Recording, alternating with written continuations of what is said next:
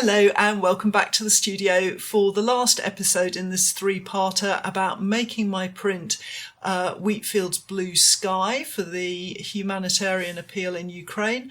Just a quick update in case you missed the other episodes. We've sold all 50 of the edition of prints, and together with some extra donations, I'm pleased to say that I can send £2,000 to the appeal. So this episode is more about you guys relaxing and watching me working on producing an edition. There are some useful hints and tips about colour choices and means of working, stuff like that, but mainly it's a chance to have a cup of tea and sit back and enjoy.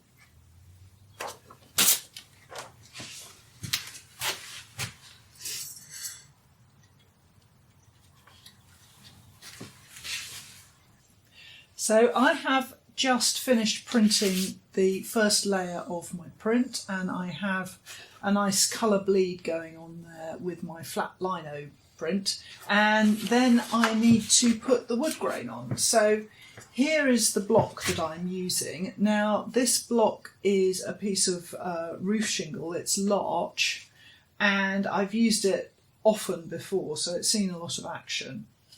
And I have also mixed myself up some fresh colours.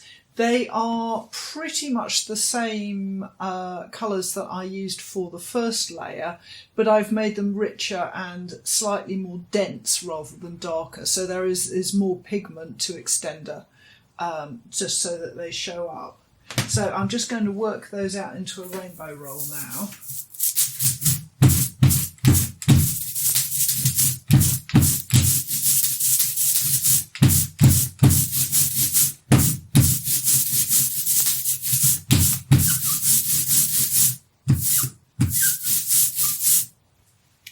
So I'm going to ink up the wood block, and I need to print it by hand to get the fine detail that I want.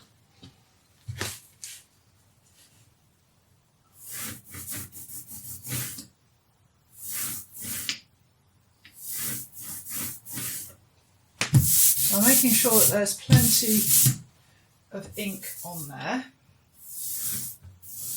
Need a heavier application of ink for printing a wood block, in my experience, than the lino. Okay.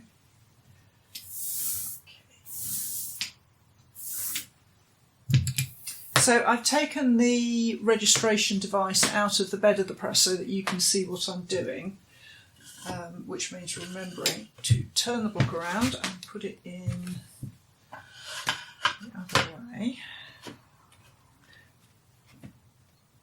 So I'm just using a spacer here to hold it in place. It's actually smaller than the bed of the press.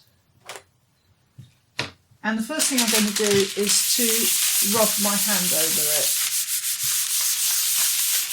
to push the paper down into the wood grain.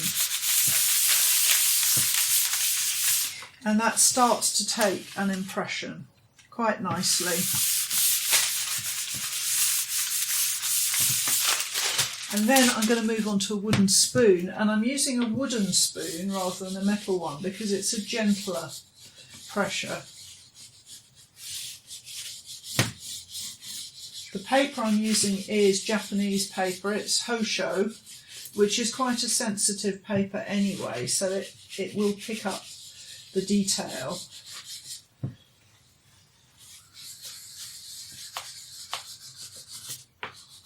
If I just put this through the press, it would just become a kind of very clumsy print. But by using a combination of my hand and the wooden spoon, it means that I can pick up all that lovely detail in the wood grain there. So I'm going to carry on with my 50 prints and get these all printed up. And then the next step will be to put the trees and the birds in to finish off the print.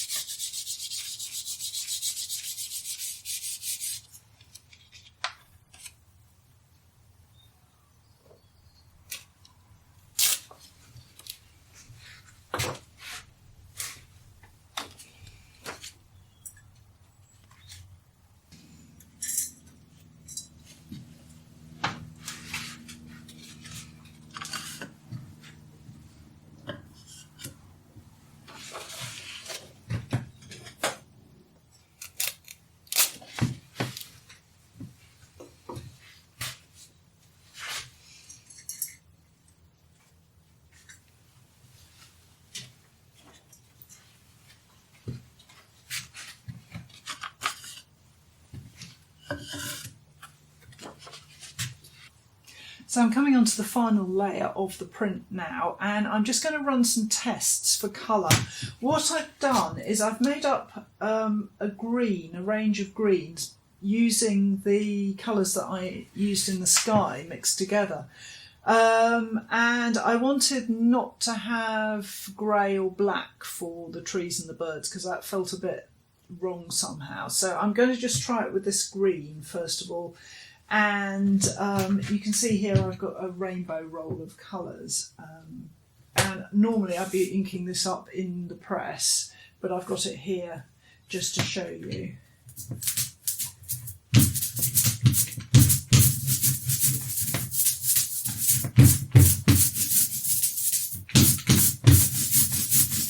So I want a nice even roll, but very thin.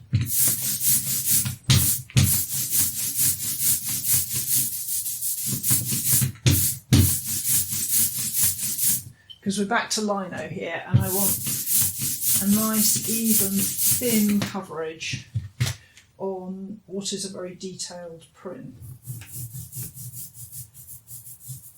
I'm having to arc it a little bit to catch all the little birds.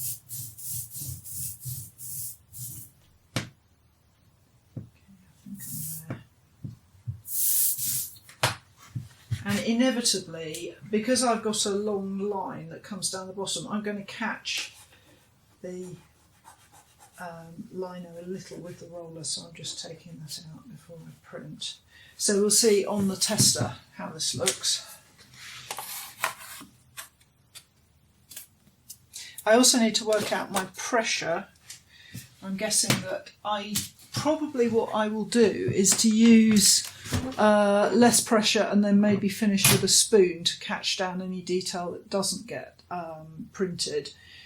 I'd rather do that than put more pressure on the print and make it clunky. So that's something that I quite often do when I'm printing very fine detail, simply to keep that crispness. Sometimes hand is better than press. So.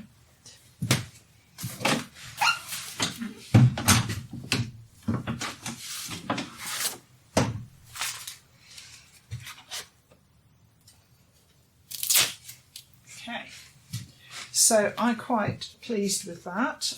This is on a white cardstock, so it's not particularly nice. And I think that I just need to be a bit careful. This is a bit clumsy still, so I'm going to reduce the pressure even more and try it on one of the good prints. I like the colours. I just need to make sure that I'm getting the detail without it getting clunky.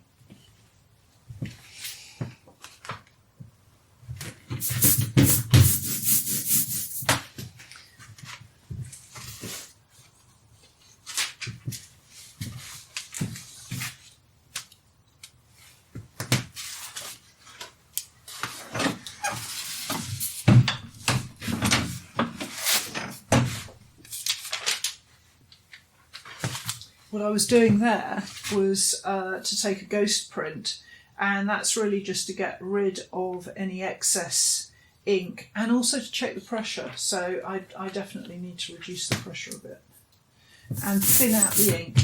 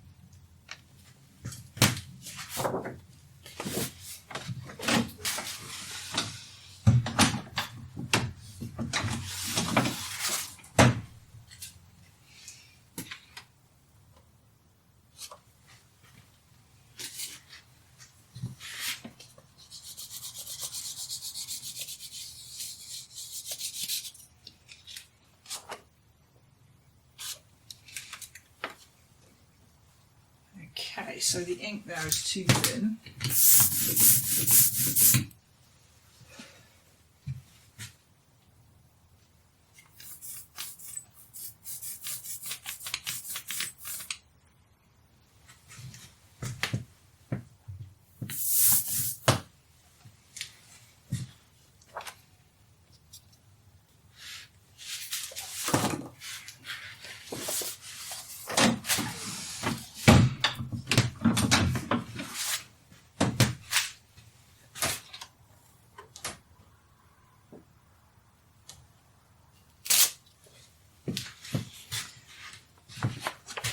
So that is better, but I still feel like the birds are a little heavy there, so I need to work on that.